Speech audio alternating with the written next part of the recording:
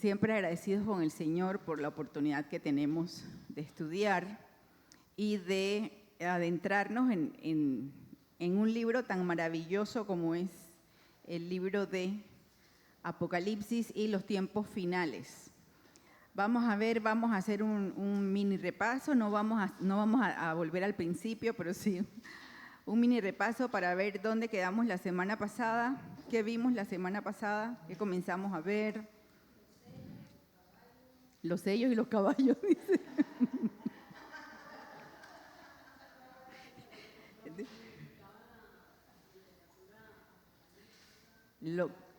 Las características de la literatura apocalíptica.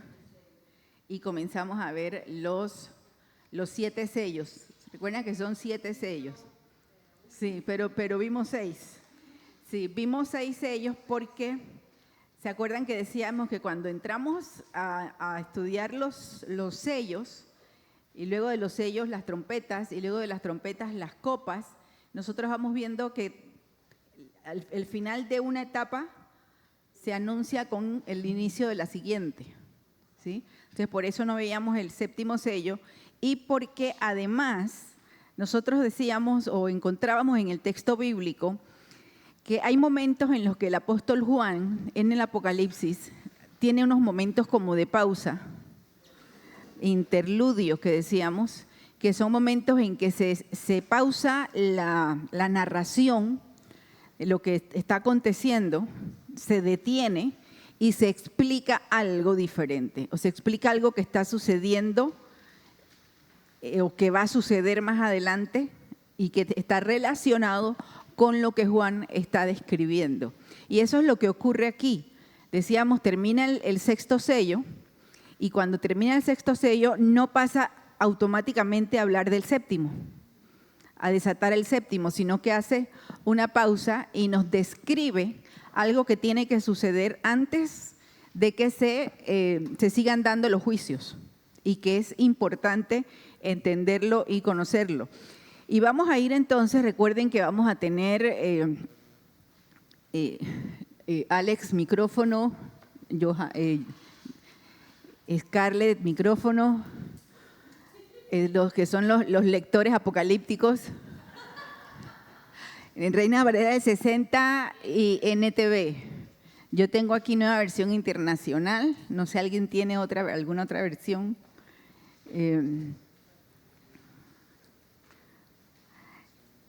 Cuando nosotros llegamos al Apocalipsis capítulo, vamos a ir al capítulo 6, al final del capítulo 6, en el último verso, en el verso más bien desde el 16 en adelante.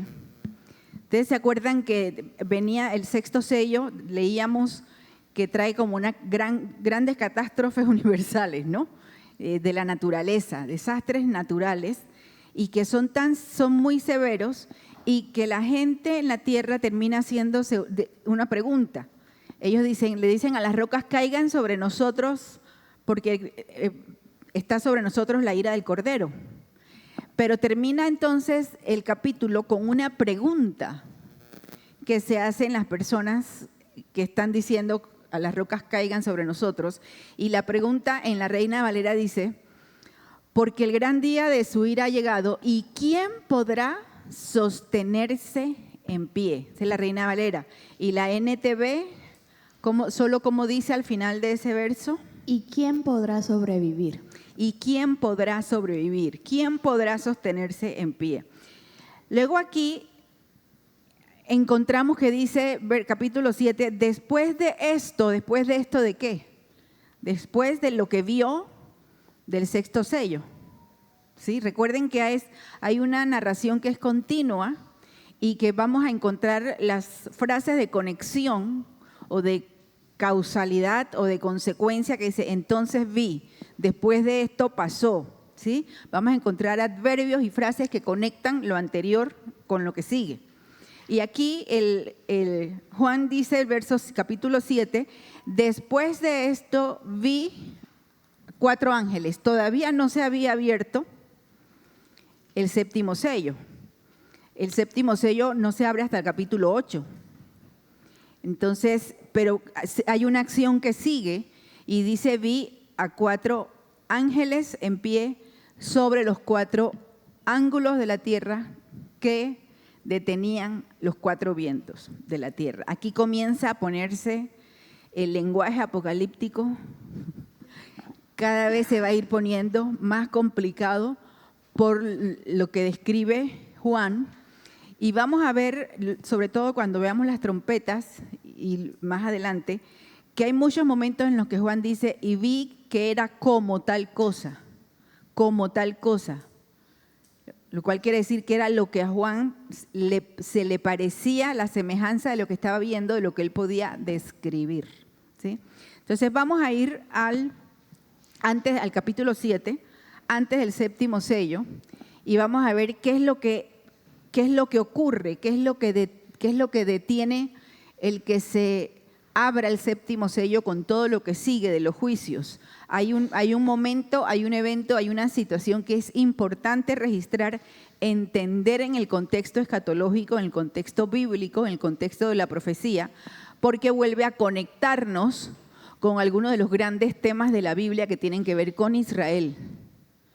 Entonces recuerden que nosotros cuando estamos estudiando Apocalipsis, o profecía bíblica, o final de los tiempos, no podemos simplemente tomar los temas por separado o de manera aislada, sino que vamos a ir descubriendo que todos se van relacionando entre sí.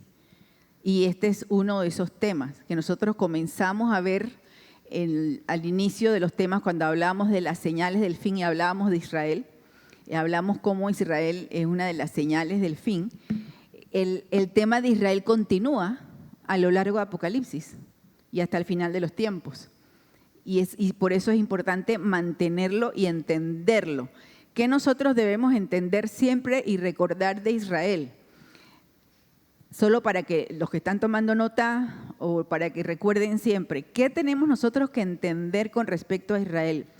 Número 1, que Israel fue una nación que Dios eligió. Que la eligió a partir de ¿quién? A partir de Abraham. Que Dios hace un pacto con Abraham y promete a Abraham que a través de su descendencia iba a bendecir a todas las familias de la tierra. Pero Abraham no era israelita, ¿ok? Los israelitas no existían. Él viene a ser, como quien dice, el padre de la futura nación de Israel. Pero Dios escoge a Israel no solamente en función de que Él va a bendecir a los descendientes de Abraham, sino que Él selecciona a esta familia para que fuera la familia a través de la cual llegara el Mesías. Entonces, de ahí la importancia fundamental de por qué Israel tenía que ser guardado a través de los siglos y por qué Dios iba a guardar sus pactos y sus promesas con Israel, que luego la refuerza con Isaac, refuerza con Jacob, refuerza con David, hasta que nosotros nos encontramos con que Jesús nace de la familia que descendía del rey David, de Judá, de Jacob, de Isaac y de Abraham, ¿sí? Entonces, nosotros tenemos siempre que tener presente por qué Israel es importante en el tema bíblico, porque es la nación que Dios selecciona o escoge para que fuera el lugar de origen o la familia de origen del Mesías, por un lado, y por otro lado, selecciona a Israel para que brillara, entre comillas, entre las demás naciones. No porque Israel fuera especial, sino porque el Dios de Israel era especial. Siempre recordemos eso. Y ¿cuál era el objetivo de que Israel, cómo brillara Israel? Que Israel, por la revelación de Dios, por el conocimiento de la ley de Dios, por lo que Dios hacía en Israel, las demás naciones conocieran a Dios. Entonces Israel fue puesta como señal, como lámpara, como luz, como modelo para que las demás naciones pudieran conocer a Dios. Fíjense que son dos objetivos muy importantes con respecto a Israel. Uno puede decir, bueno, pero Dios pudo haber escogido a Nueva Zelanda. De repente pudo haber escogido a Sudáfrica, Dios pudo haber escogido a cualquier nación. Él en su soberanía eligió a Abraham. Y de Abraham, como decíamos, el linaje hasta llegar a Jesús el Mesías. Esa es decisión soberana de Dios. ¿Ok? Porque hay mucha gente que a lo largo de la historia, por esa misma escogencia de Dios, Israel se ha convertido en un lugar odiado, espiritualmente destinado para ser destruido por las causas del mal, y por otro lado, odiado por el resto de las naciones, ¿no? Entonces, nosotros como creyentes, ¿por qué se los digo? Porque yo he escuchado creyentes que no quieren a Israel y que hablan mal de Israel. Digo, no han entendido nada. Primero, que nosotros no debemos odiar a nadie como creyentes, ni discriminar a nadie, ni ser racistas, etcétera, etcétera. Nosotros como creyentes no podemos hacer nada de eso. Y si lo hacemos en contra de Israel es porque no hemos entendido aún lo que significa Israel desde el punto de vista bíblico, ¿sí? Y aquellos que dicen, bueno, odiemos a los judíos, pues comiencen odiando a Jesús, porque Jesús era judío, ¿ok? Entonces, dentro de este paréntesis, de esta explicación, es inevitable, querida Wendy, te está esperando Alex, te ha separado lugar. Janet va a hacer una pregunta.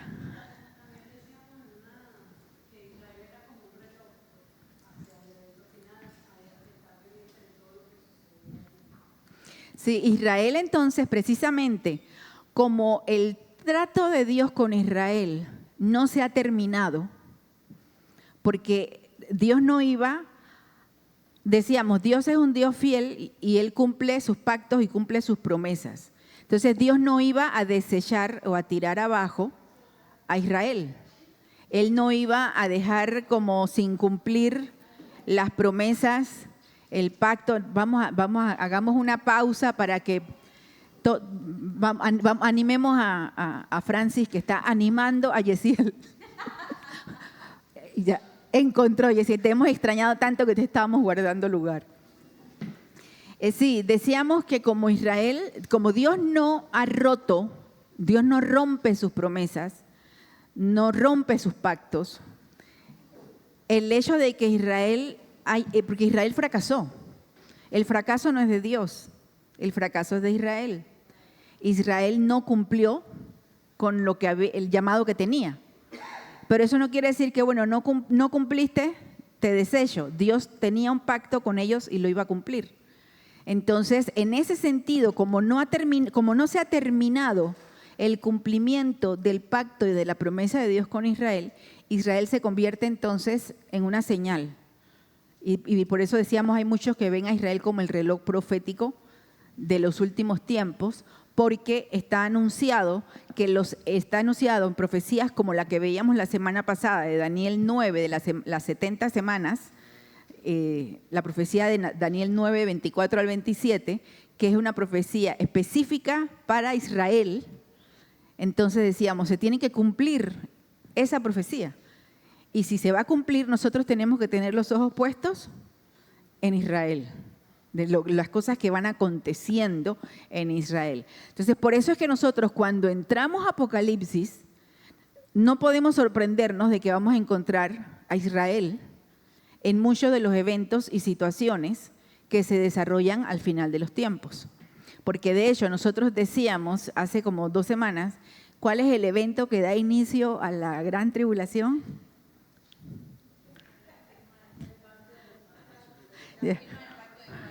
La firma del pacto que aparece o del tratado que aparece en Daniel capítulo 9. Y algunos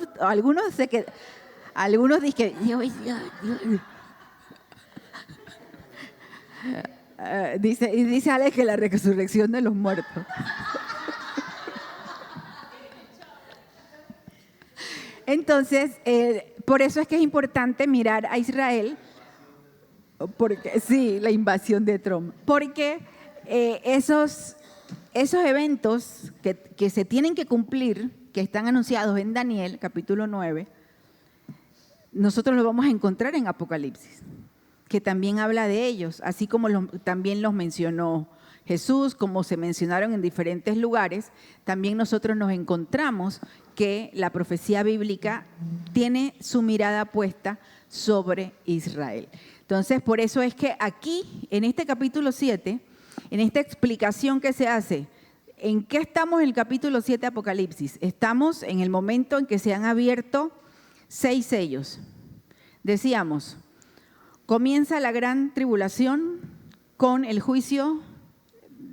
La gran tribulación, ¿qué es? Es un periodo de gran aflicción, de gran tribulación que ocurre al final de los tiempos, que es un periodo que la Biblia anuncia que va a durar 7 años, ¿sí? Que corresponden a la última semana de la semana 70 de Daniel. Son 7 años. Y que esos 7 años se marcan cuando se reconoce que el que tiene la autoridad de dar inicio a los juicios es Jesús, ¿verdad? Capítulo 4 y 5 de Apocalipsis. El cordero que fue inmolado es el que puede desatar los sellos. Y para recordar, ¿por qué viene una gran tribulación? Y cuando decimos tribulación, no son los problemitas de la vida diaria, ni un incendio por aquí o por allá, o una crisis económica como la que se vivió en la Gran Depresión, no. Cuando decimos gran tribulación, por eso se utiliza el adjetivo gran, que es como, se anuncia como tribulación o aflicción como nunca se ha visto en la tierra.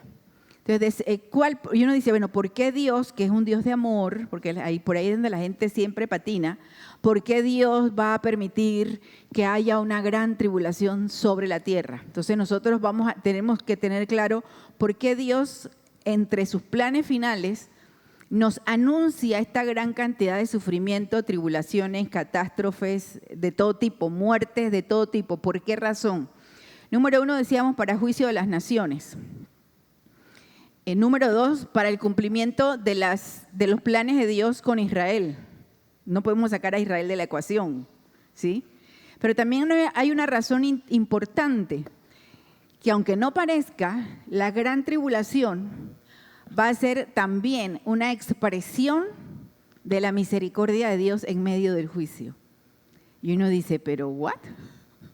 ¿Cómo puede ser la gran tribulación, todos esos desastres, todo ese sufrimiento, toda esa muerte, cómo puede ser una expresión de la misericordia de Dios en medio del juicio?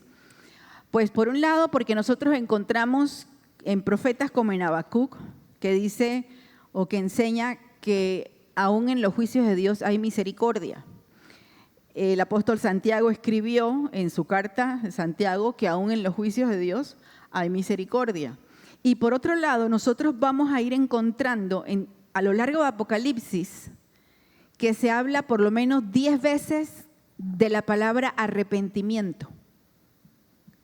¿Por qué? Porque durante la gran tribulación se va a dar el mayor movimiento evangelístico de la historia de la humanidad. O sea que muchos de estos juicios que Dios va a enviar van a ser una manera de sacudir a la gente para que la gente que no se arrepintió, que no se volvió, que no le conoció, o que nosotros podamos, con la pregunta que nos hacemos muchas veces y la gente se hace, ¿y qué va a pasar con la gente que vive en tal lugar que nunca oyó del Evangelio? ¿Ustedes han escuchado esa pregunta? Que la gente le hace, y la gente que vive en tal aldea y en tal no sé qué, y hay gente que decide no seguir a Dios porque dice, no, porque esto no puede ser, porque sí, pobrecito la gente que no escucha ya. Entonces digo, no, primero que no entendemos el carácter de Dios, que es justo. Sí, Dios es justo, Él va a encontrar la manera. Luego vamos a ver cómo en Apocalipsis la evangelización va a ser mundial. Entonces, gente que no ha escuchado, gente que no ha conocido, gente que no ha tenido la oportunidad, va a tener la oportunidad de escuchar el evangelio predicado durante la gran tribulación. Y mucha gente, una gran multitud, dice la Escritura en Apocalipsis, que una gran multitud va a ser salva. Entonces recordemos, no solamente tiene que ver con el juicio a las naciones, tiene que ver con el trato de Dios con Israel, pero tiene que ver con la oportunidad de salvación que Dios va a extender sobre las naciones, para que la gente escuche y nadie tenga el recurso de decir es que yo nunca supe nada. Y vamos a darnos cuenta por Apocalipsis que Dios va a utilizar métodos que nosotros no nos imaginamos que el Señor iba para evangelizar, comenzando con el capítulo 7. Y más adelante vamos a ver qué otras maneras va a utilizar el Señor para proclamar el evangelio. Yesiel, usa el micrófono para que se pueda escuchar la pregunta. Sí, me parece que eso lo vi en el video, porque lo vi vía YouTube la clase pasada, que usted dijo que la gran tribulación a las personas le iba a costar la vida. La vida. Entonces me imagino que va a ser bien difícil también, o cómo van a hacer las personas para poder predicar si les va a costar la vida. Sí, por eso es que decíamos que vamos a encontrar formas, por un lado, las más creativas de parte de Dios para evangelizar, y sí, a mucha gente le va a costar la vida. O sea, gente que se evangeliza y por ahí mismo seguramente le va a costar la vida hacerlo, pero estarán dispuestos a dar la vida ante lo que viene. Que yo pienso que ese es parte del problema que nosotros tenemos actualmente, ¿no? Como nosotros no tenemos idea de lo que eso pueda suceder, nosotros a veces pensamos, dame un tiempito más, cuando yo tenga no sé qué edad, yo me voy a volver a Dios. Déjame disfrutar mi juventud, déjame disfrutar. Y el día de mañana no le he prometido a nadie, uno no sabe si el día de mañana voy a estar aquí, por un lado. Por otro lado, yo he escuchado gente que me ha dicho, mira, yo voy a vivir y gozar. En la gran tribulación va a haber oportunidad de convertirse, entonces yo allá voy a esperar para convertirme. Entonces, yo a esas personas a veces les digo, si no has tenido la capacidad de querer renunciar a algo, a nada, por sencillo que parezca, ahora, para seguir al Señor, ¿tú crees que cuando tengas que renunciar a comida, a todo, a la vida, por seguirle, lo vas a hacer? Es que nos gusta engañarnos a nosotros mismos. Vamos entonces a ver, vamos a ir leyendo. Estamos en Apocalipsis 7. Hoy no puede ser, mi pizarra está vacía. Esto no puede ser, esto es como impensable. Vamos a ver el capítulo 7, vamos a leer los versos del 1 al 13. Lo vamos a leer Reina Valera del 60, Alex, y Scarlett, Nueva Traducción Viviente, del 1 al 3. Después de esto vi a 4 ángeles en pie sobre los 4 ángulos de la tierra, que detenían los 4 vientos de la tierra, para que no soplase viento alguno sobre la tierra, ni sobre el mar, ni sobre ningún árbol. Vi también a otro ángel que subía de donde sale el sol, y tenía el sello del Dios vivo, y clamó a gran voz a los 4 ángeles, a quienes se les había dado el poder de hacer daño a la tierra y al mar, diciendo: no hagáis daño a la tierra, ni al mar, ni a los árboles, hasta que hayamos sellado en sus frentes a los siervos de nuestro Dios. Ajá. Reina, Nueva Traducción Viviente. Después vi a 4 ángeles que estaban de pie en las 4 esquinas de la tierra. Sujetaban los 4 vientos para que no soplaran sobre la tierra, ni sobre el mar, ni sobre ningún árbol. Vi a otro ángel que subía del oriente, llevando el sello del Dios viviente. Gritó a los 4 ángeles que habían recibido poder para dañar la tierra y el mar: esperen, no hagan daño a la tierra, ni al mar, ni a los árboles, hasta que hayamos puesto el sello de Dios en la frente de sus siervos.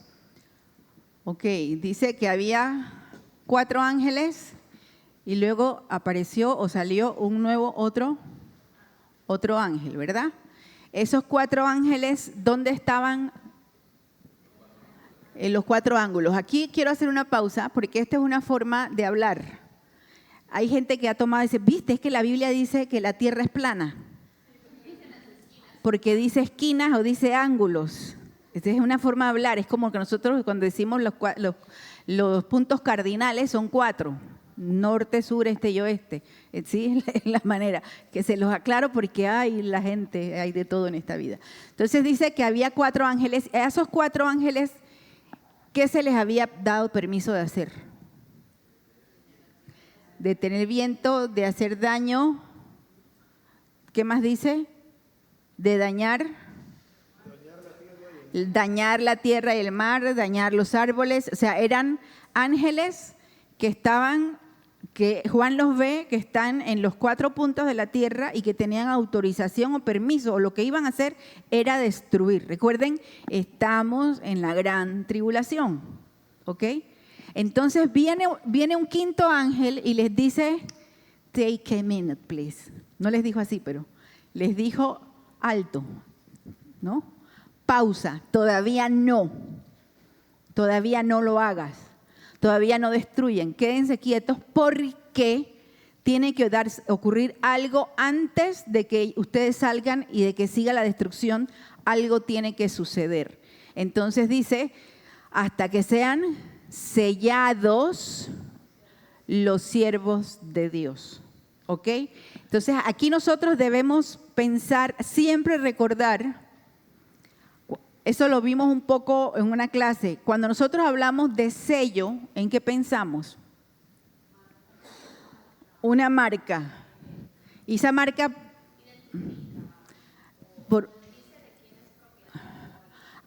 entonces, para el ganado, para los libros, para los documentos legales, etcétera, etcétera, etcétera, ese es el sello. De hecho, una forma un poquito más alegórica de hablar, Gustavo, que es joyero y que diseña unas joyas, ustedes no saben, espectacular, ya saben, si alguien quiere un diseño de una joya, promoción incluida. Los anillos, ese es tu anillo de boda, ¿verdad? Y tú no también, pero no lo tienes así, lo tienes aquí. Los anillos de boda, de alguna manera, tienen un origen hacia atrás para ser considerados un tipo de sello, ¿verdad? Porque en el anillo se ponía un sello, se ponía la marca, que cuando tú volteabas, lo tenía. Tenía un escudo al reverso para poder sellar y que cuando sellaba quedaba de frente la imagen. Entonces, el ser humano ha encontrado la manera a lo largo de su historia de utilizar sellos para identificar, por un lado, podemos pensar en 2 funciones de un sello. Por un lado, identifica propiedad y por otro lado, expresa protección. El dueño de ese sello, de alguna manera, se comprometía, no solamente decía, esto es mío, sino que yo soy responsable por cuidarlo. Entonces, por eso cuando uno lee en Cantares, uno de los textos que puedes poner en las joyas de los que te encargan, te estoy dando ideas, mi comisión, que dice en Cantares, cuando le dice el novio a la novia, ponme como un sello sobre tu corazón, como una marca sobre tu brazo. Es el sentido de que el novio estaba diciendo, porque uno dice, ay, pero qué machistas, que piensan que la mujer es propiedad de... Plop como condorito. No, es una expresión de pertenencia y de pertenencia mutua en el que estaba comprometiéndose, no solo a decir, porque hay otro pasaje, otro Cantares, yo soy de mi amado y mi amado es mío. Te estoy dando, mira, ideas. Pero el versículo no pone en el texto.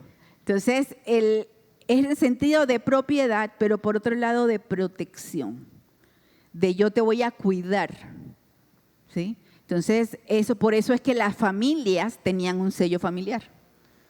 Por eso es que las familias nobles, la realeza, un escudo familiar que representaba no solamente este es nuestro nombre, esto nos identifica, sino que los que pertenecen a este clan, los que pertenecen a esta familia, a este grupo, van a contar con nuestra protección. Entonces, en ese sentido es que nosotros encontramos, por ejemplo, vamos a ir a la carta de Pablo a los Efesios. No crean que me salí del tema, pero casi, pero bueno. Vamos a Efesios capítulo 1, solo para que veamos una comparación entre una cosa y otra. En Efesios capítulo 1, Seguramente ustedes lo van a encontrar antes que yo en medio de este enredo que yo tengo de papeles. Vamos a buscar en Efesios 1 y alguien que me encuentre el versículo donde habla de que nosotros hemos sido sellados. Deben tenerlo en la mente y en el 14. Allá, Erika. Ajá, el verso del 13. El 13. ¿Qué dice el verso 13?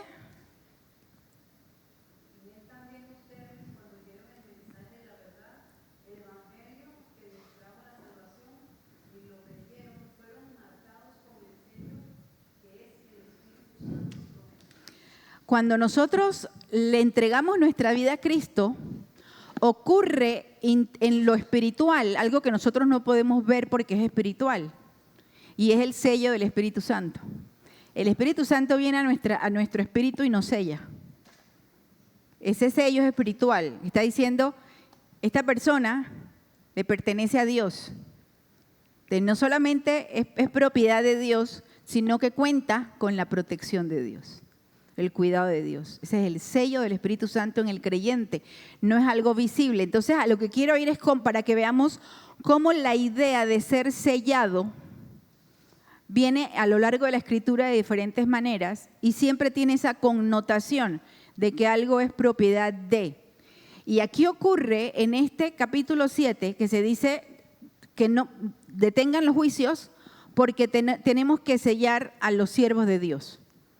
Ahora, vamos a ver quiénes son los siervos de Dios, cuántos son, y más adelante vamos a ver, cuando lleguemos allá, en el capítulo 14, van a volver a aparecer estos sellados, y porque yo les decía que tiene que ver, por un lado, con Israel, y por otro lado, con el mayor movimiento de evangelización que se va a dar sobre la tierra. Entonces, vamos a seguir leyendo. ¿Alguna pregunta hasta aquí?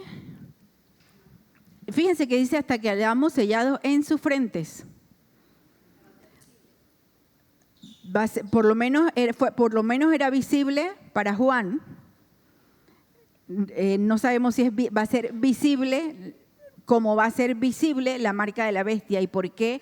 Fíjense cómo ocurre antes de la marca de la bestia y por qué tiene un sentido importante de protección aquí en este capítulo 7. Entonces, ya entendimos lo de los sellos. Decíamos, hay una pausa antes del séptimo sello que anuncia más juicios y se disponen 4 ángeles que han sido determinados para destruir. Y se le dice a los ángeles, un momentito, hagan una pausa, no, vamos a detener esta destrucción hasta que los siervos de Dios sean sellados. Entonces comienza la descripción de los sellados. Y vamos a leer desde el verso 4 hasta el verso 8. Alex, Reina Valera. Y oí el número de los sellados, 144,000 sellados de todas las tribus de los hijos de Israel. De la tribu de Judá, 12,000 sellados. De la tribu de Rubén, 12,000 sellados. De la tribu de Gad. Espérate.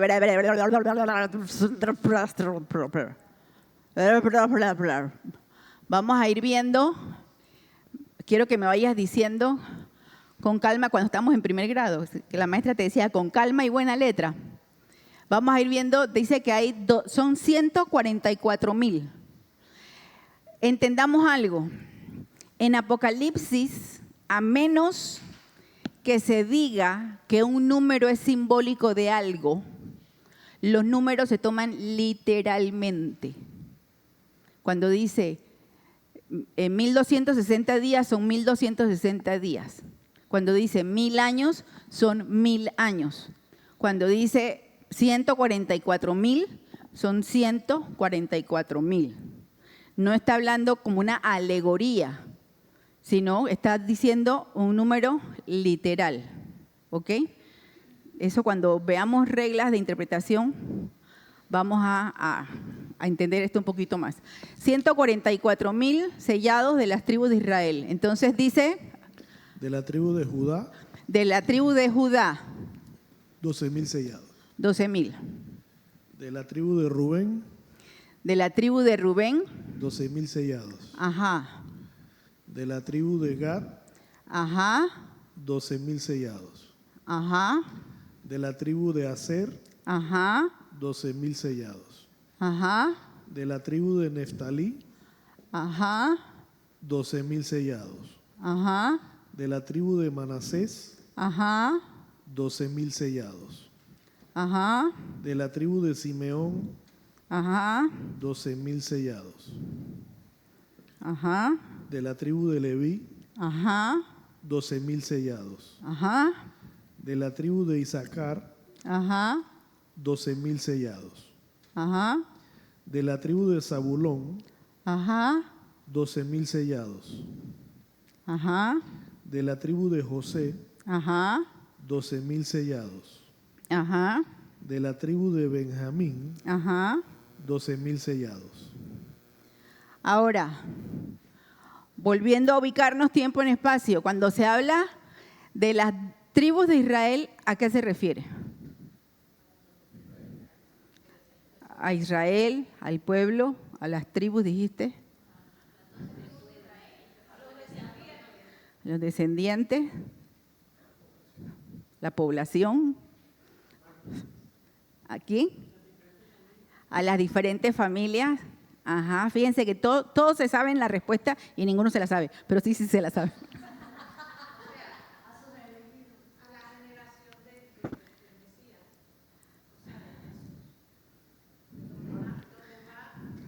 Alguien que me dé una piedra para tirar.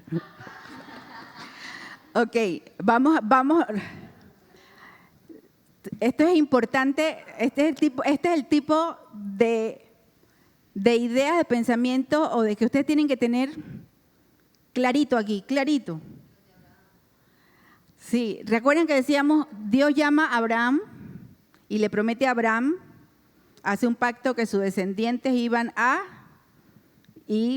hacer bendición. Luego Abraham tiene un hijo que se llamaba, que es el hijo de la promesa, Isaac. Génesis 18 y 19, Isaac. Luego Isaac tiene ¿cuántos hijos? Tiene 2 hijos. Iba a decir Emaús, Esaú y Jacob.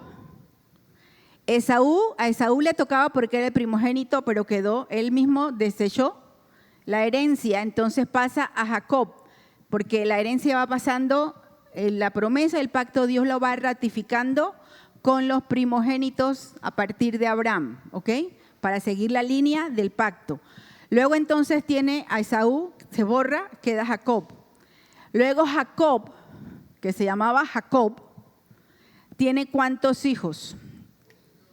Jacob tiene 12 hijos. Y esos 12 hijos de Jacob, que luego Jacob cambia de nombre. ¿Cuál es el nombre que recibe? Dios le cambia el nombre a Jacob. El nombre Jacob significa suplantador, timador, el que engaña. Esa era la naturaleza de Jacob. Su relato, todo, aunque sembrado entre comillas de buenas intenciones, estuvo lleno de engaños. Y del juegavivo, Jacob fue el fundador del juegavivo. Sí, de Primera Erika 4:20. Entonces, cuando Jacob, que anhelaba realmente que se cumpliera en su vida, él sabía del pacto de Dios con Abraham, con Isaac. Él quería que se cumpliera ese pacto. Él dice, hay un pasaje en Génesis, si alguien lo encontró, me lo dice, que Jacob lucha con un ángel. Y ese ángel se reconoce o se piensa que fue una teofanía. Él pelea con un ángel y le dice al ángel, yo no te voy a dejar, no voy a dejar que te vayas hasta que no me bendigas. O sea que el corazón de Jacob Era que él quería la bendición de Dios, aunque fuera peleando, pero él la quería. Entonces dice que el ángel le toca el muslo y lo deja cojo. Y luego le dice, el ángel le dice, ya no te vas a llamar más Jacob, sino que ahora tu nombre será Israel. Dios le cambia el nombre porque de alguna manera Dios le cambia la naturaleza por medio de ese encuentro. Cuando el Señor se encontró contigo, te cambió el nombre. Sí, pero yo me sigo llamando Erika, ¿sí? Pero te cambió el nombre. ¿Cuál es Génesis? Génesis 32, para los que están anotando aquí o en casa, Génesis 32. Jacob recibe un cambio de nombre y ese que antes se llamaba suplantador, ahora se llama Israel. ¿Qué significa el nombre Israel? Búsquenlo en sus diccionarios bíblicos, en sus teléfonos, no tengan miedo, no piensen que no me doy cuenta. ¿Qué significa Israel?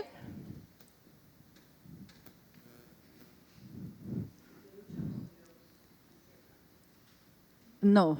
¿Qué significa Israel? Que lucha con Dios, dices tú. ¿Alguien más? ¿Qué significa Israel? A descendientes de los israelitas. Ajá. ¿Qué más? ¿Qué otro significado encontraron del nombre Israel? El que lucha con Dios.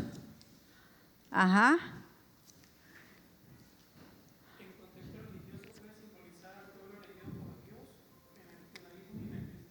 Pueblo elegido por Dios.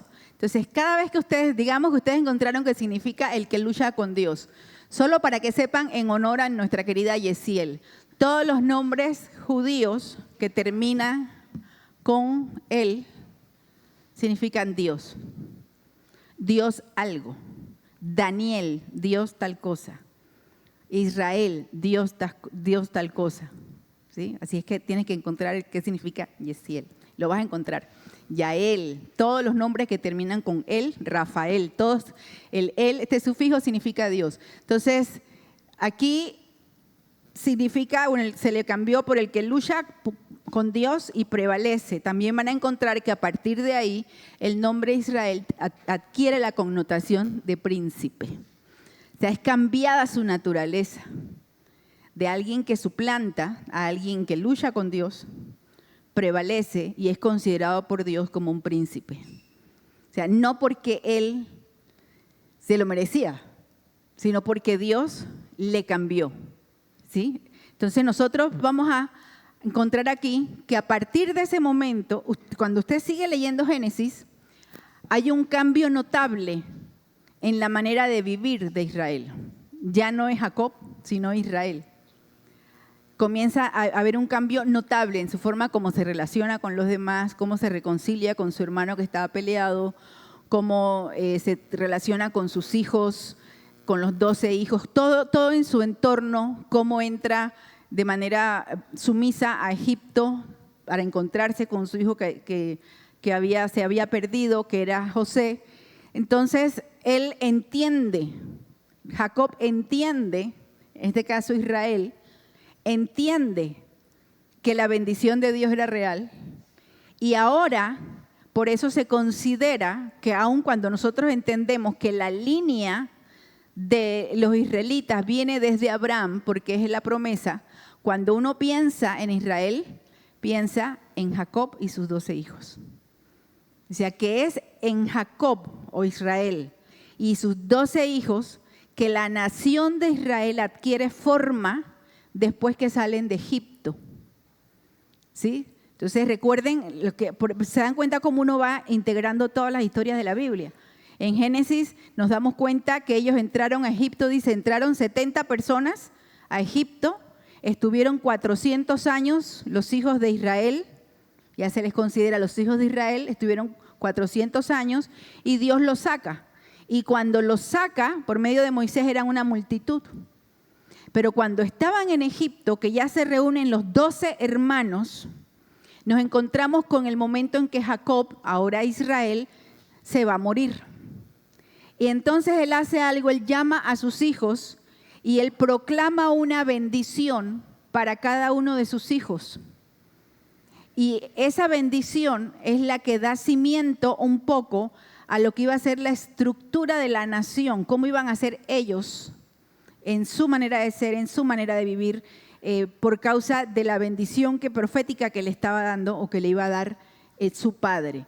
Desde entonces ya ellos tienen un sentido de que son los hijos de Israel y que son, como decía Gustavo, por familias. Entonces ya no solamente decimos los israelitas son los descendientes de, ahora se entiende que son los descendientes y que van formando tribus.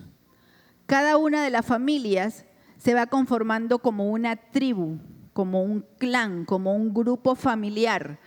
Todos vienen a ser parte de la nación que no existía de Israel.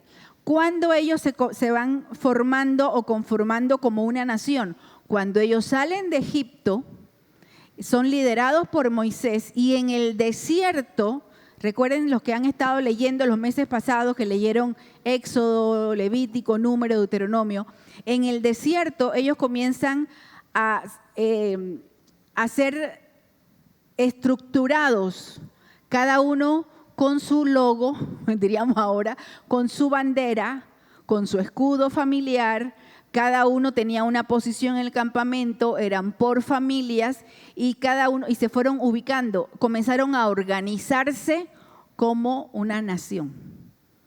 Y así están 40 años en el desierto hasta que encontramos en el libro de Josué que van a conquistar la tierra. Ahora, cuando van a conquistar la tierra, entendemos que a cada tribu se le asignó una porción. Cuando nosotros leemos que hay un listado, por ejemplo, en Crónicas, primer libro de Crónicas, los primeros 8 capítulos, usted va a encontrar las genealogías. Y fulano eran hijos y de hacer tantos y tal. Y uno va leyendo y va a leer, era hijo de fulano y me dormí. Hijo de fulano, me dormí. ¿Sí?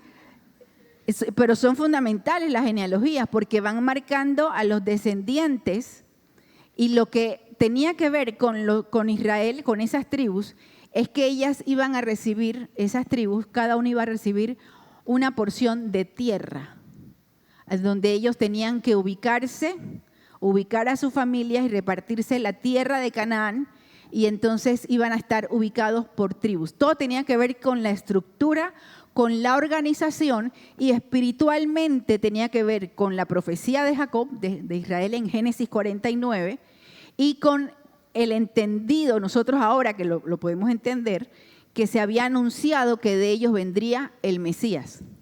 Y en Génesis 49, cuando Israel da la profecía del Mesías, se anuncia que el cetro o que el reinado vendría por medio de Judá, el león de Judá. Por eso a Jesús se le llama, veíamos en Apocalipsis, el león de la tribu de Judá.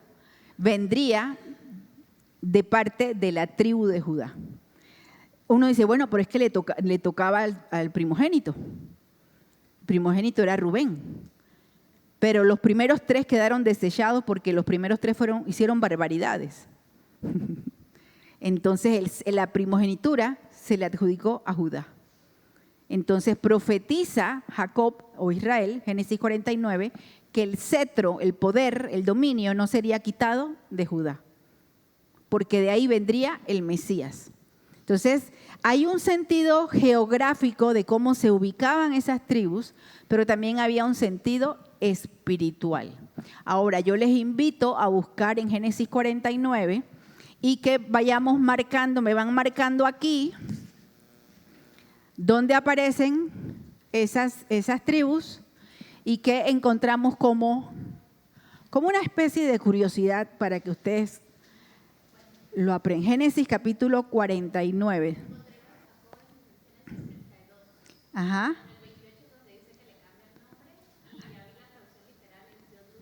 Dios lucha. Entonces, gracias. Vamos a buscar Génesis 49, me van diciendo el orden Dice la primera, encontraron Génesis 49, verso ¿qué? 3. Entonces Génesis 49, 3 aparece Rubén. Vamos a marcarlo como si estuviéramos en kinder. Somos felices con nuestra pizarra. En rojo aparece Rubén, Génesis 49. Luego, Simeón. Aparece Simeón.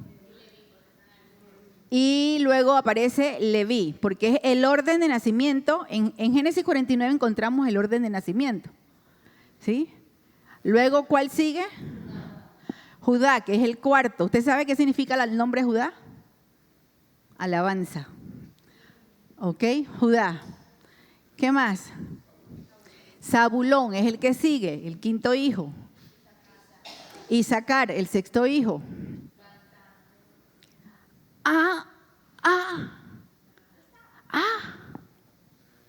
¿Quién sigue?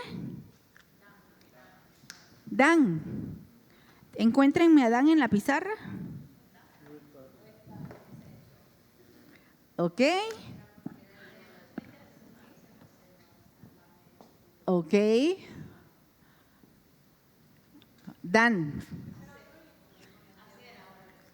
Dan está en Génesis 49.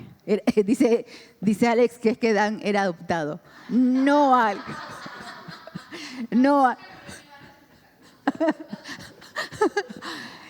Dan, usted lee la historia de Jacob y Dan fue el séptimo hijo. 1, 2, 3, 4, 5, 6. El séptimo hijo es Dan, pero no aparece en el listado de Apocalipsis de las 144,000. Datitos interesantes. Ajá, ¿quién sigue después? Ahora vamos a ver por qué. Después Gad, aquí está Gad, y luego Aser, luego Neftalí, luego José y luego Benjamín. Ahí tendríamos, en teoría, 12, pero hay una diferencia. Porque Manasés no era uno de los hijos de Jacob, pero Dan sí era uno de los hijos de Jacob. ¿Por qué hacemos el énfasis aquí en Apocalipsis? Porque te van a encontrar toda una serie de teorías. Entonces, es mi responsabilidad enseñarles las que existen y qué es lo más probable de lo que la Biblia enseña, por lo que la Biblia enseña. ¿Qué nos está diciendo? Dice, volviendo a Apocalipsis, y ahora vamos a explicar lo de Dan, volviendo a Apocalipsis, dice que tenía que detenerse los ángeles que estaban llamados a destruir, porque había que sellar en las frentes a los siervos de Dios. Sellar en la frente a los siervos de Dios era, vamos a ver, eran los 144,000 siervos de Dios de todas las 12 tribus o de las tribus de Israel. Esos 144,000, en número 144,000, y uno va a decir, pero ¿cómo saben si alguien es de Zabulón o si alguien es de Isaacar? ¿Alguien sabe? ¿Quién sabe? Dios sabe. Es suficiente con que Dios sepa. Sí.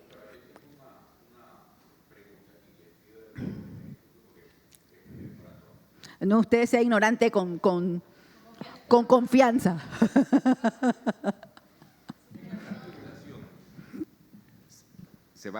Van a ser sellados 144,000 israelitas, ¿verdad? Uh-huh. Estamos hablando que en el rapto, quienes nos fuimos fue la iglesia, es decir, no habían israelitas entre los que estaban. Entonces, los israelitas estaban aquí abajo. Pero a la fecha de hoy, la población, por lo menos al 2024, de israelitas es de aproximadamente 10 millones, ¿ya? Y solamente van a ser sellados ese número. Esa es la inquietud que tengo. Tengo como un vacío allí. Ajá. No tiene un vacío, tiene un abismo. Pero es exactamente lo que íbamos a explicar, porque esa es precisamente una de las grandes dudas que uno se dice, bueno, ¿será que solo se van a salvar 144,000 israelitas? ¿Y el resto de los israelitas qué va a pasar? Entonces, aquí es donde viene. Número 1, recordar. La iglesia está conformada por gente de todo el mundo. Hay muchos israelitas que son parte de la iglesia, porque son creyentes. ¿Sí? Entonces, cuando venga el rapto, el creyente, no importa de dónde sea, va a ser levantado. Número 1. Número 2, la segunda parte del abismo. La segunda parte de la cuestión. Dice, entonces solamente 144,000 que son los sellados israelitas van a ser salvos. No, estos 144,000 van a ser sellados o separados por Dios para que no sean dañados durante la gran tribulación, para que se dediquen a predicar el evangelio. Entonces ellos van a ser evangelistas de que ellos son siervos del Señor y que el Señor los va a guardar porque los está llamando a predicar. Van a ser 144,000 israelitas que se van a convertir y que Dios los va a separar para que ellos prediquen. Ahora, es bien interesante eso. ¿Por qué? Porque luego vamos a ver exactamente después, dice que una gran multitud se convierte en la gran tribulación. Y Romanos capítulo 9, 10 y 11 nos dice que todo Israel será salvo. Entonces, ¿cómo?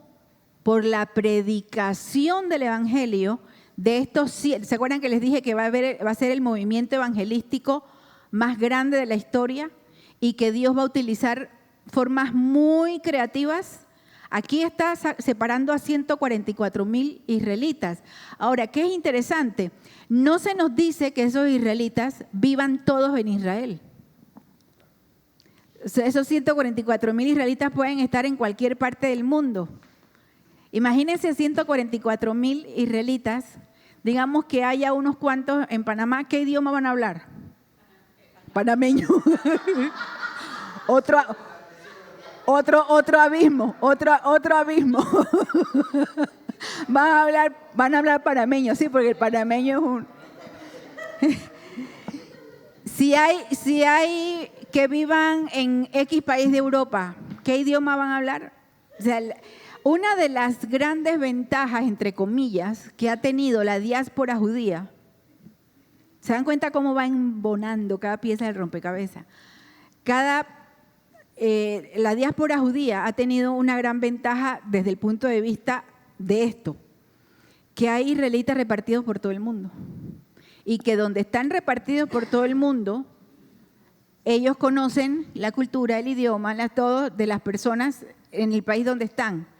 Entonces, por eso les decía, Dios va a utilizar formas creativas y una de esas maneras es que va a llamar a 144,000 judíos o israelitas de las 12 tribus, que él va a saber cada uno de qué tribu es, aunque la persona tal vez no sepa ya a estas alturas, y esa persona se va a convertir en un gran evangelista en el tiempo de la gran tribulación.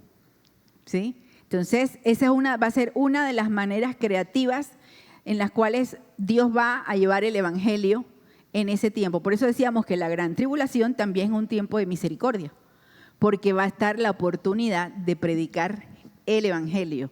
Entonces los israelitas, estos 144,000, son separados por Dios. Antes, fíjense, en esa pausa se le muestra a Juan cómo Dios va a seguir trabajando en medio de los juicios, cómo también va a estar la misericordia de Dios funcionando, porque Dios va a separar a estas personas para que prediquen el evangelio. ¿Sí? Cerrado el abismo. Cerrado el abismo. Ya, ahora viene el otro abismo de que hablan en panameño. No, que también es bien interesante. Yo pensaba que ya no llevaban tanto el registro de qué tribu venían, pero todavía lo siguen conservando. Sí, muchos siguen conservando. Siguen conservando y lo tienen como bien clarito. Entonces también es una de las formas que Dios puede usar para dar certeza. Miren, aquí está, ¿no? Sí, entonces ahora volvemos a la pregunta. Dice, bueno, ¿por qué? ¿Qué pasó con Dan? ¿Por qué Dan no aparece si es uno de los hijos? y luego no aparece acá, y luego sí aparece, ¿y por qué en Manasés? Pero hay otro nombre que ustedes no están. Efraín, ¿ok?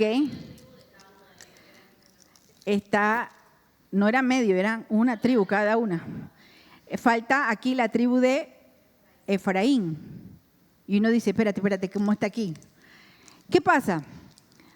Pasa que cuando, primero ubiquemos a José. Cuando José recibe de parte de Jacob la bendición paternal o paterna, por lo que había sufrido José y de una manera profética de parte de Dios, Jacob le da una doble porción a José. Entonces, de los hijos de José, los dos se convierten en cabeza de tribu. Cada uno su propia tribu. La tribu de Manasés y la tribu de Efraín, que fueron los hijos de José. Más adelante nosotros vamos a encontrar una forma de hablar de manera intercalada que se hablaban sí porque José o Efraín, cuando hablaban de José y Efraín se estaban refiriendo básicamente a Efraín, que era el otro hijo, y el otro hijo era Manasés.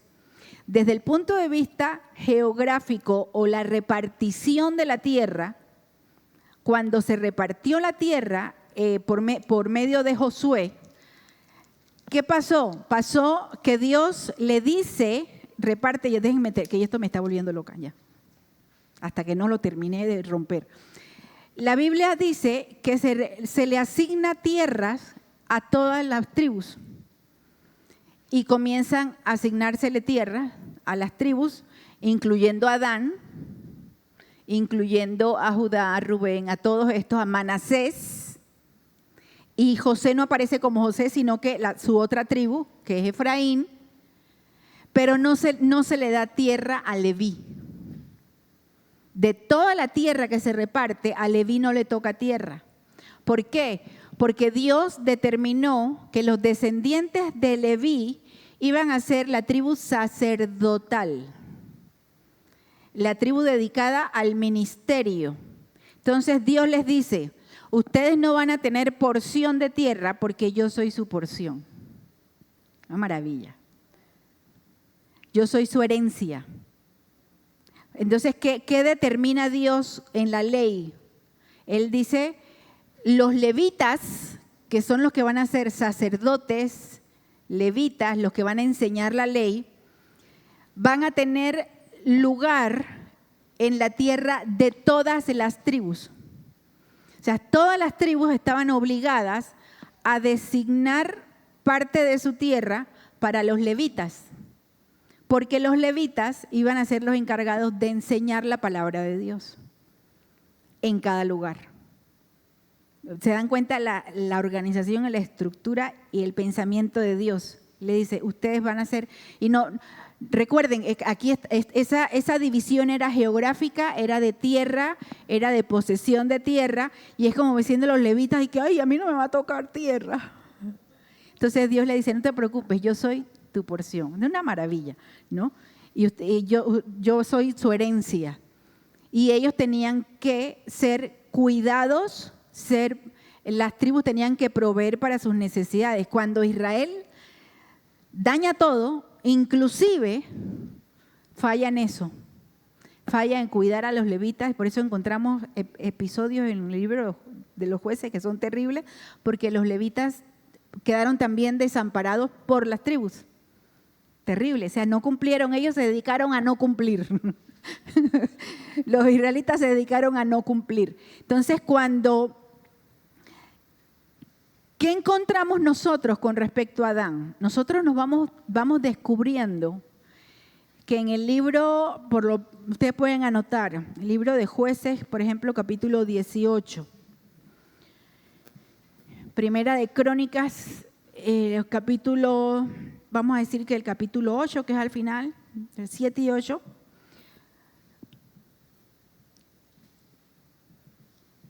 y vamos a buscar en Génesis 49, vamos a volver a Génesis 49,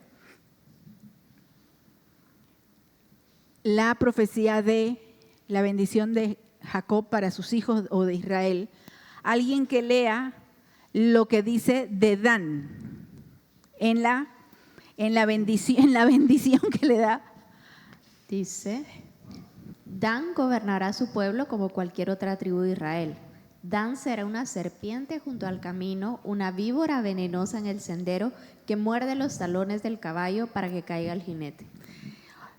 Recuerden, aquí hay algo que nosotros debemos recordar. Jacob, Israel, proclama estas palabras a cada uno de sus hijos y todas son palabras proféticas acerca del carácter, de la naturaleza, del carácter y el comportamiento que iban a tener sus descendientes y lo que iba a pasar con ellos.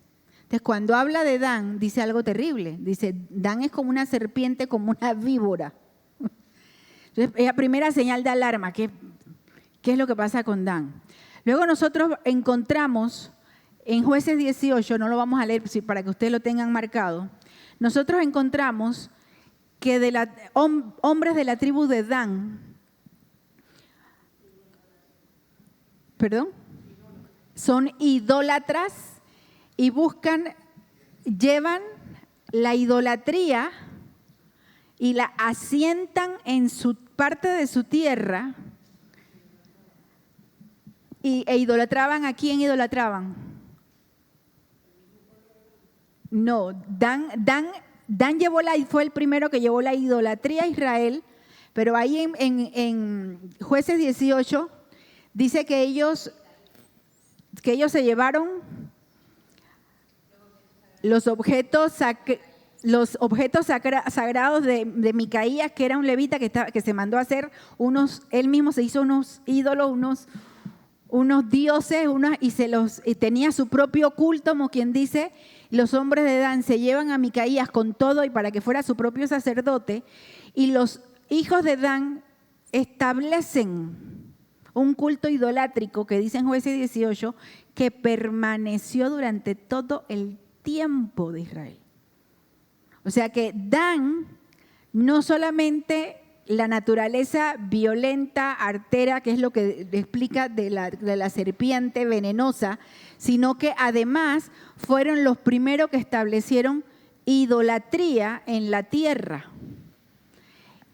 Y que muchos comentaristas piensan que esta es una de las razones. Cuando usted va a las genealogías en Crónicas, primer libro de Crónicas, usted va a descubrir que se da la genealogía de los 12 hijos, pero no se da la genealogía de Dan. En Crónicas, ya en Crónicas aparece borrada. Ya aparece borrado. Sin embargo, vamos a buscar en Ezequiel 48. ¿Lo encontraste? Ezequiel 48, 1, ¿qué dice, Gustavo? ¿Lo tienes resumido? ¿Qué dice resumido en la versión primera de Gustavo 4:20? ¿Qué dice?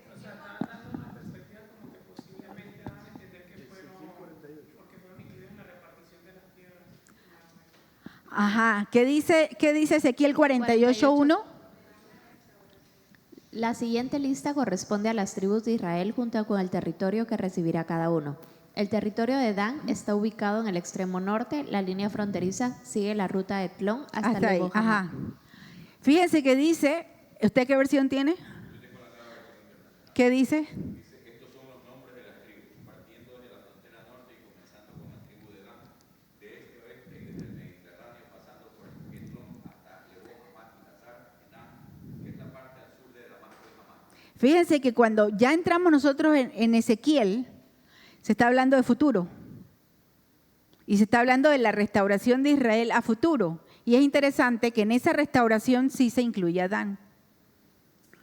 Entonces, una de las explicaciones, le voy a dar dos de las variantes de explicación. Número uno, hay quienes dicen que Dan es excluido de estos 144,000 porque espiritualmente Dan había sido cortado por causa de la idolatría. ¿Me explico? Por causa de la idolatría había sido cortado. Entonces, espiritualmente no se le asigna el papel de evangelista. Hay una consecuencia. que viene desde los orígenes del comportamiento de Dan, ¿sí? Esa es una de las explicaciones posibles que se dan y que en cambio se vuelve a incluir, aquí sí se incluye a Leví, que Leví no está incluido desde el punto de vista geográfico en la repartición de las tierras, ¿verdad? Decíamos, pero como esto es asunto espiritual de evangelización y de compartir la palabra y el evangelio, Leví sí está incluido.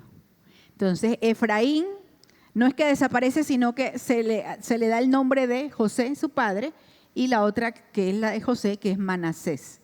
Pero entonces hay una segunda explicación que decimos, recuerden, aquí yo quiero ser bien clarita.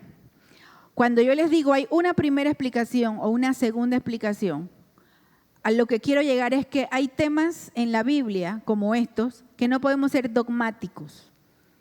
Porque la Biblia no me dice, Dan fue excluido por esto, sino que uno va al resto de la Escritura y uno trata de entender, pero siempre haciendo la salvedad de que puede ser por esto o puede ser por lo otro. ¿Por qué se los digo? Porque hay gente que hace doctrina de cada cosita y te enseña y te enseña y dice cada barbaridad y te lo sacan de una, como decíamos, la tierra que es cuadrada, de los 4 ángulos. Por un solo verso que no interpretan bien, ya te dicen es que la tierra es plana, ¿no? Entonces, por eso le digo, hay dos explicaciones que la gente da. ¿Cuál es otra explicación que algunos comentaristas dan? Fundamentados únicamente en Génesis 49, en lo que dice de Dan, que será serpiente junto al camino como una víbora venenosa que atacará. ¿En dónde dice que atacará a los jinetes? En los talones. ¿Qué dice Génesis 3 cuando le habla el Señor? 3:15, cuando Dios habla en contra y da el juicio contra la serpiente. Uh-huh. Recuerden siempre que decimos un texto, búsquenlo y léanlo. Que dice en Génesis 3, cuando Dios le da la maldición, le habla a la serpiente, le dice, vendrá un descendiente de la mujer y tú le vas a herir el talón, pero él te va a herir la cabeza. Entonces, la herida de la serpiente sería mortal. La la simiente de la mujer solo sería en el talón. Entonces, eso anunciando cómo se iría Satanás en contra del Mesías y murió crucificado. Entonces, lo maté. No, mijito, le mordiste el talón. Él te dio en la cabeza, ¿ok? Entonces, muchos toman esa porción de Génesis 3, más lo que dice Génesis 49, cuando dice que Dan es serpiente junto al camino, que hiere, que es venenosa, víbora venenosa, que hiere en el talón. Muchos dicen, recuerden, conjeturas, ideas, no hay un texto bíblico que digamos, dice la Biblia que Dan. Muchos piensan que el anticristo vendrá del linaje de Dan. Por eso se los menciono, porque de repente lo van a encontrar. Cuando veamos vamos a ver cuáles son las opiniones cuando lleguemos a Apocalipsis 13. Hay quienes dicen que por esta razón, que si el anticristo va a ser descendiente de Dan, por eso es que Dan aparece borrado de todo lo que tiene que ver con la predicación, pero que al final, cuando los judíos son restaurados, que es lo que vamos a ver más adelante, de acuerdo a Romanos, Ezequiel 48, se vuelve a mencionar a Adán. Les pregunto, ¿quedó clara toda esta explicación que hemos dado? Van a llegar el próximo miércoles, ¿qué?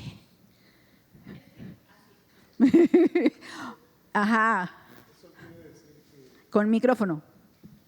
De los 144,000, ellos van a evangelizar.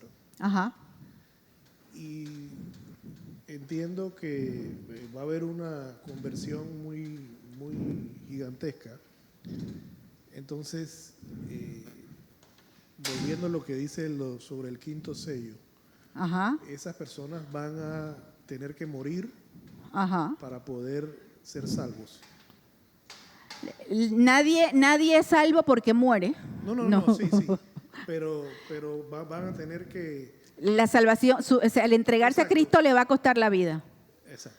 O sea, Pero van a morir. siempre la salvación es por la fe en Cristo. Claro. Ellos van a creer en Cristo Pero como y van a morir. consecuencia Van a perder la van a vida. perder la vida. Porque no podrán, porque van a ser perseguidos, porque no se van a someter al sistema de la bestia, etcétera, etcétera. Van a perder la vida. Pero, Yesiel, ¿ibas a preguntar algo?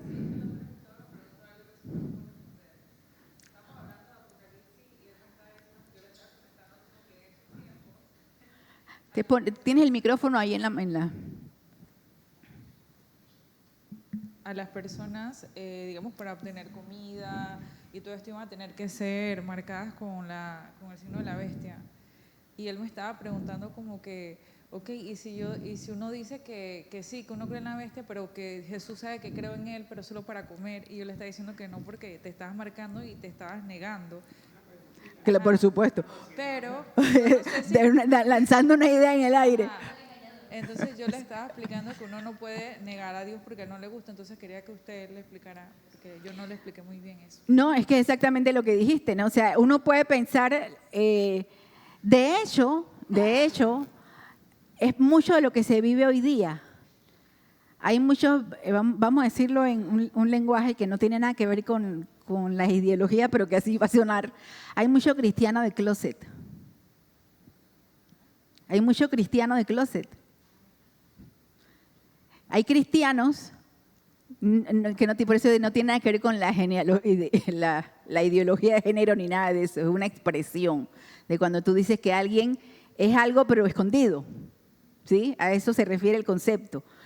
Hay muchos cristianos que dicen que son cristianos, pero nadie, ni en su familia, ni en el trabajo, ni en ninguna parte saben que son cristianos. Y que no dicen que son cristianos y dicen, bueno, ya sabes, ¿no? Para no buscarme problemas con la familia, para no buscarme problemas en el trabajo, porque en el país hay lugares donde el ser cristiano es perseguido por ley, en lugares donde los cristianos están siendo perseguidos y asesinados, etcétera, etcétera. Entonces, hay muchos cristianos, algunos por razón de persecución, que es un poco lo que decía Gustavo, cuando dicen, el Señor sabe que creo en Él, pero ni modo, me voy a dejar marcar. En esta época hay gente que vive así por causa del sistema donde vive o del país donde vive. Hay otros que viven así porque les conviene, porque dicen, ¿sabes qué? Pero no me tienen problemas con nadie. El Señor sabe que yo lo amo, pero que nadie sepa, ¿no? Entonces, esa es una manera de negar al Señor. Porque Jesús dijo, el que me niega a mí delante de la gente, yo lo voy a negar delante del Padre. Es terrible. Entonces, pero lastimosamente hay mucha gente que en esta época vive así, que vive un cristianismo escondido. Pero en el tiempo que sea el anticristo, el sistema del sello, el sistema va a estar propuesto de tal manera que no solamente va a involucrar o va a ser, si no te sellas, no compras. No puedes hacer comercio, no puedes vender, no puedes comprar comida. Sino que el que tiene el sello, de manera implícita, está aceptando la adoración a la bestia. Y esa va a ser, pienso yo, una de las razones principales por las cuales la gente que crea en Cristo en esa época va a decir, prefiero morir, porque no voy a adorar a la bestia. Sí, y no se va a dejar marcar. Sí, Pastor Guillermo. Micrófono, por favor.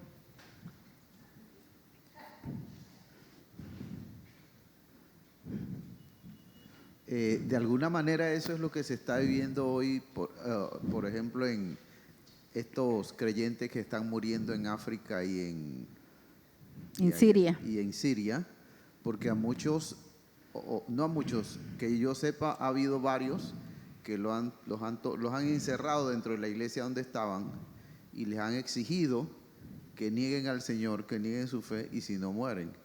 Y al no hacerlo los matan.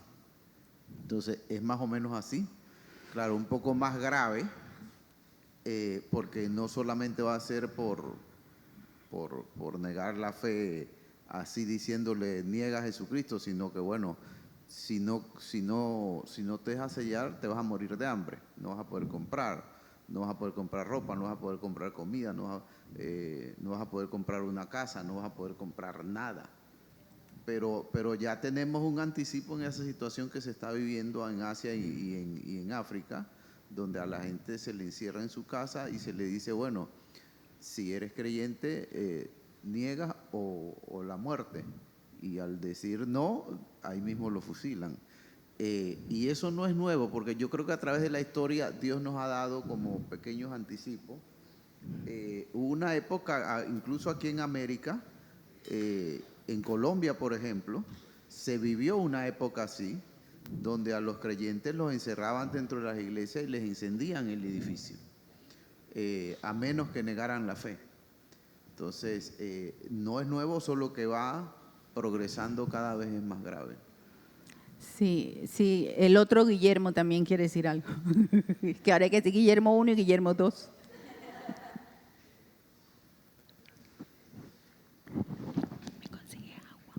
Buenas noches.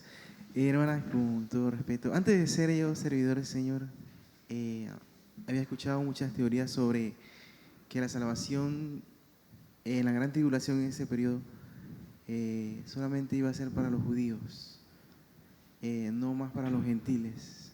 O sea, antes de yo ser creyente. No sé qué me dice al respecto. Sí, justo lo que… Vamos al verso 9 para que veas la respuesta. Ahora, ¿estamos hasta aquí claros? ¿Sí? Están los 6 sellos, se hace una pausa porque se va a dar no solo el movimiento del juicio que va a continuar, sino que también se va a dar el movimiento de evangelización de parte de Dios, y que para eso Dios nos va a sorprender en todo Apocalipsis porque va a utilizar métodos muy creativos, formas creativas para ganar gente, entre esos que va a llamar 244,000 judíos israelitas que van a ser sellados por Dios para en ese tiempo evangelizar. Por eso decíamos, la gran tribulación incluye gran misericordia. Porque es la soberanía de Dios. 144,000, porque desde el punto de vista bíblico, que no vamos a andar en eso, siempre vamos a encontrar que hay números que se repiten con un sentido. Entonces son 12 hijos, 12 tribus, 12 de cada tribu, 12,000 de cada tribu.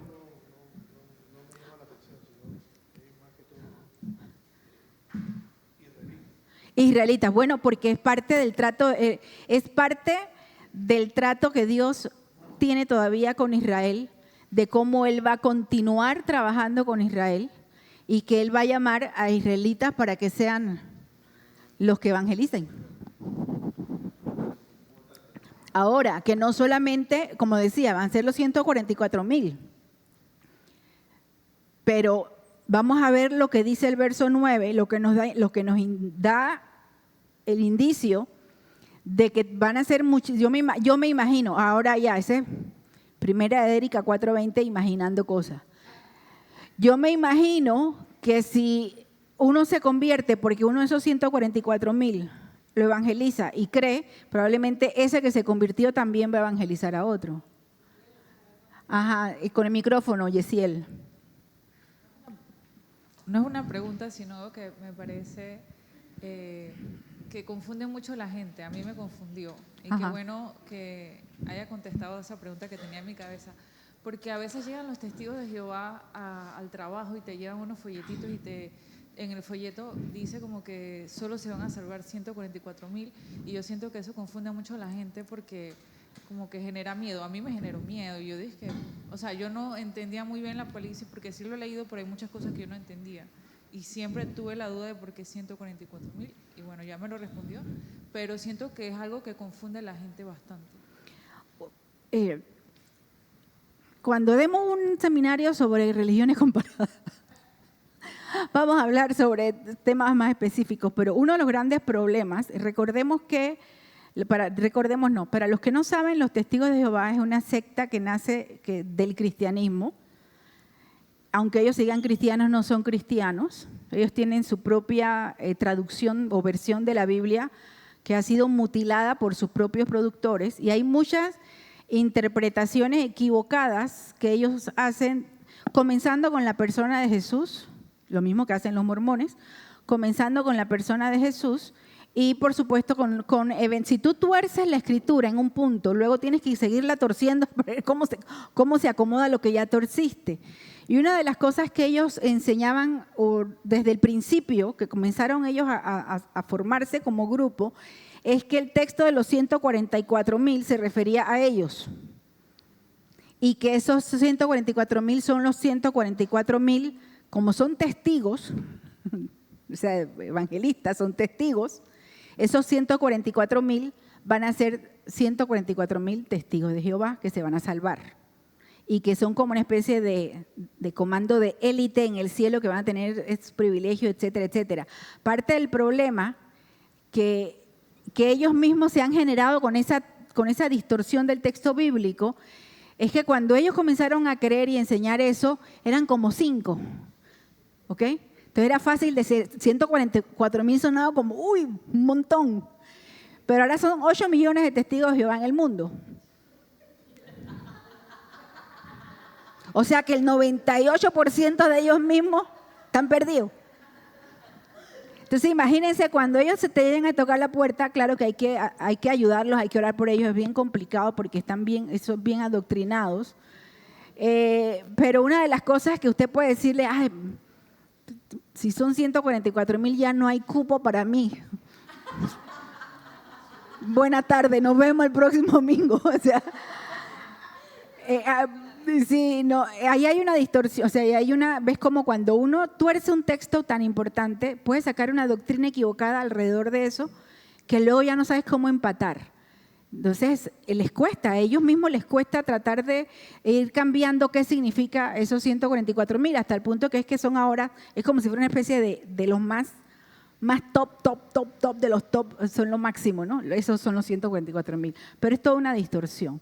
Entonces, es bien clarito, el texto bíblico dice, son 144,000 israelitas, 12,000 de cada tribu, te da para que no haya duda, te da la cantidad y los nombres de las tribus para señalar son israelitas, y estos van a ser sellados por Dios y van a ser parte, entre comillas, de la fuerza evangelizadora. Vamos a ver más adelante, Dios usa a los 144,000, Dios usa a los 2 testigos y Dios usa a un ángel que va a predicar el evangelio.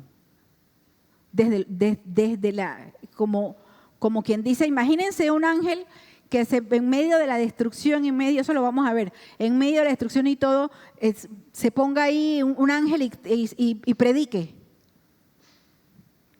el evangelio. Entonces, por eso es que nosotros encontramos el verso 9 del capítulo 7, que dice, vamos a leer hasta que termine el capítulo, y con eso vamos a terminar. Yo sabía que no iba a haber el capítulo 8, así yo no sé qué es lo que yo pienso.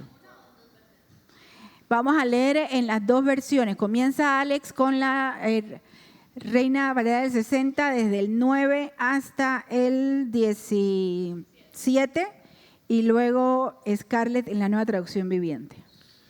Después de esto miré, y he aquí una gran multitud, la cual nadie podía contar. Pausa. Después de esto, ¿después de qué? Después de los 144,000. Después de los sellos de los 144,000. Recuerden siempre ubicarnos en los adverbios, las conjunciones, las conexiones verbales de tiempo, etcétera. Después de esto, ¿después de qué? Después que vio a esos 144,000 que habían sido sellados como siervos de Dios, entonces vio. Después de esto miré, y he aquí una gran multitud, la cual nadie podía contar, de todas las naciones. Pausa. Tu respuesta, Guillermo 2. Ajá, sigue. De todas naciones y tribus y pueblos y lenguas que estaban delante del trono y en la presencia del Cordero, vestidos de ropas blancas y con palmas en las manos. Y clamaban a gran voz diciendo, la salvación pertenece a nuestro Dios, que está sentado en el trono, y al Cordero. Y todos los ángeles estaban en pie alrededor del trono y de los ancianos y de los 4 seres vivientes, y se postraron sobre sus rostros delante del trono y adoraron a Dios, diciendo: Amén, la bendición y la gloria y la sabiduría y la acción de gracias y la honra y el poder y la fortaleza sean a nuestro Dios por los siglos de los siglos. Amén. Entonces uno de los ancianos habló diciéndome: estos que están vestidos de ropas blancas, ¿quiénes son y de dónde han venido? Yo le dije: Señor, tú lo sabes. Y él me dijo: estos son los que han salido de la gran tribulación y han lavado sus ropas y las han emblanquecido en la sangre del Cordero. Por esto están delante del trono de Dios y le sirven día y noche en su templo. Y el que está sentado sobre el trono extenderá su tabernáculo sobre ellos. Ya no tendrán hambre ni sed, y el sol no caerá más sobre ellos, ni calor alguno, porque el Cordero que está en medio del trono los pastoreará y los guiará a fuentes de agua de vida, y Dios enjugará toda lágrima de los ojos de ellos. Ok, dice: después de esto vi una enorme multitud de todo pueblo y toda nación, tribu y lengua, que era tan numerosa que nadie podía contarla. Estaban de pie delante del trono y delante del Cordero. Vestían túnicas blancas y tenían en sus manos ramas de palmeras. Y gritaban con gran estruendo: la salvación viene de nuestro Dios, que está sentado en el trono y del Cordero. Y todos los ángeles estaban de pie alrededor del trono y alrededor de los ancianos y de los 4 seres vivientes. Y se postraron rostro en tierra delante del trono y adoraron a Dios, cantando: Amén. La bendición y la gloria y la sabiduría y la acción de gracias y el honor y el poder y la fuerza pertenecen a nuestro Dios por siempre y para siempre. Amén. Entonces uno de los 24 ancianos me preguntó: ¿quiénes son estos que están vestidos de blanco? ¿De dónde vienen? Y yo le contesté: tú eres quien lo sabe, Señor. Entonces él me dijo: estos son los que murieron en la gran tribulación. Han lavado y blanqueado sus ropas en la sangre del Cordero. Por eso están delante del trono de Dios y le sirven día y noche en su templo. Y aquel que está sentado en el trono les dará refugio. Nunca más tendrán hambre ni sed, nunca más les quemará el calor del sol. Pues el Cordero que está en el trono será su pastor. Él los guiará a manantiales del agua que da vida, y Dios les secará cada lágrima de sus ojos. Bellísima esa porción. Fíjense, aquí ahora volvamos un capítulo atrás, capítulo 6, y vamos a leer los versos 9 y 10. Capítulo 6, los versos 9 y 10. Don Stanley, en la NBI, ¿qué dice? 6, 9 y 10. No invente. Apocalipsis me llevó a Génesis. Apocalipsis 6, 9 y 10. Cuando el Cordero rompió el quinto sello, pidió a adelantar las almas de los que habían sufrido el martirio por causa de la palabra de Dios y por mantenerse fieles en su testimonio. Gritaban a gran voz: ¿hasta cuándo, soberano Señor, santo y veraz, seguirás sin juzgar a los habitantes de la tierra y sin vengar nuestra muerte? Hasta ahí el 10. Fíjense que aquí, en el quinto sello, se nos permite ver a los mártires de la gran tribulación, aquellos que habían perdido su vida por causa del Evangelio, de haberle entregado su vida a Cristo. Luego en el capítulo 7 se nos aclara, se nos dice que es una gran multitud, y dice de toda nación, de toda lengua, de toda tribu, de todas partes, no solamente israelitas, de todas partes, gente que va a conocer al Señor en medio de la gran tribulación por causa de todo este movimiento evangelístico, de los 144,000, de los 2 testigos, del ángel que más adelante vamos a ver que predica el Evangelio, que no se van a someter a la soberanía o al sistema de la bestia, sino que perderán su vida por causa de su fe, que es lo que decía Alex hace un momento, y ellos morirán en el tiempo de la gran tribulación por haberle entregado al Señor. Pero lejos de encontrar angustia o tristeza, esta es la gran maravilla de morir en Cristo, Ellos no encuentran angustia, ellos vivirán angustia en el momento de vivir y de entregarle su vida a Cristo, pero una vez que están delante del Señor, lo que nos encontramos es una escena de alabanza, de bendición, de consuelo, y dice, y nunca más tendrán aflicción, ni hambre, ni sed, dice, y Dios será su pastor, y Él enjugará toda lágrima de los ojos de ellos. Entonces está diciendo, sí, va a ser un tiempo terrible porque va a ser un tiempo de juicio, pero en medio de ese juicio va a haber misericordia porque Dios va a enviar palabra para que la gente que no ha creído, no le ha conocido, no ha escuchado, tenga la oportunidad, porque Dios es justo. O sea, eso de la gente que sigue insistiendo, pero ¿y qué va? Porque esa es una pregunta que usted va a escuchar que se hacen en décadas, en cualquier seminario, en cualquier clase de escuela dominical, en cualquier lugar, todo el mundo. ¿Y qué va a pasar con la gente que no ha escuchado el Evangelio? La palabra de Dios, recordemos, Dios es justo. Dios es justo y Dios es el que se da a conocer. Y Él va a encontrar, va a tener formas, aunque ya la iglesia no esté aquí, Él va a enviar testigos. Él va a moverse para que la gente escuche el Evangelio de salvación.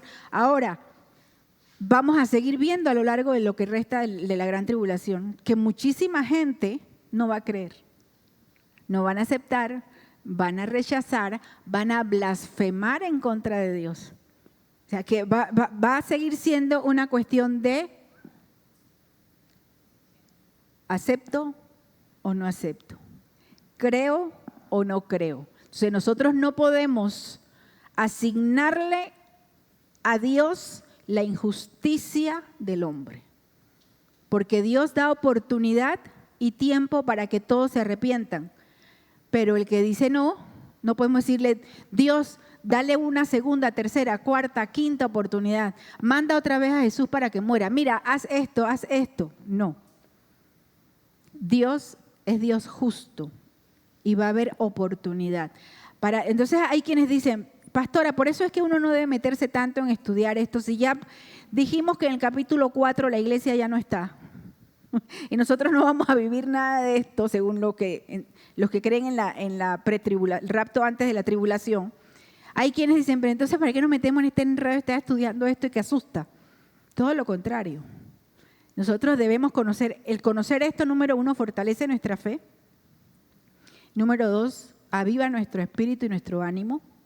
Y número 3, nos pone las pilas para decirle a la gente que amamos, es tiempo de salvación. Hoy es el día, dice el libro de los Hebreos, hoy es el día de salvación. No rehuyas al tiempo, la oportunidad que Dios te está dando de conocerle. Y aquí termina entonces el capítulo 7 con esta pausa y la próxima semana vamos a abrir el último sello, que lo que contiene son las 7 trompetas de juicio.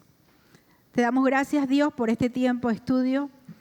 Gracias porque tu palabra nos sigue maravillando, tu palabra sigue edificando nuestra fe, porque tu palabra nos lleva a reflexionar, tu palabra calma nuestras dudas y nos mueve, Señor, a tener un deseo más profundo de compartir con otros de nuestra fe. Ayúdanos a ser fieles a ti en todo lo que hacemos, en todo lo que nosotros hablamos, en la motivación de nuestro corazón, y que seamos creyentes felices, que entendamos que en ti es posible ser feliz en medio de un mundo enredado, en medio de un mundo convulso y en medio de situaciones difíciles que nos tocan. También nosotros podemos ser felices en ti. Guárdanos al regresar a nuestras casas, guarda nuestras familias, guárdanos el resto de la semana y que todo lo que hagamos, lo hagamos para ti, con amor. Así oramos en el nombre de Jesús. Amén. Señor les bendiga.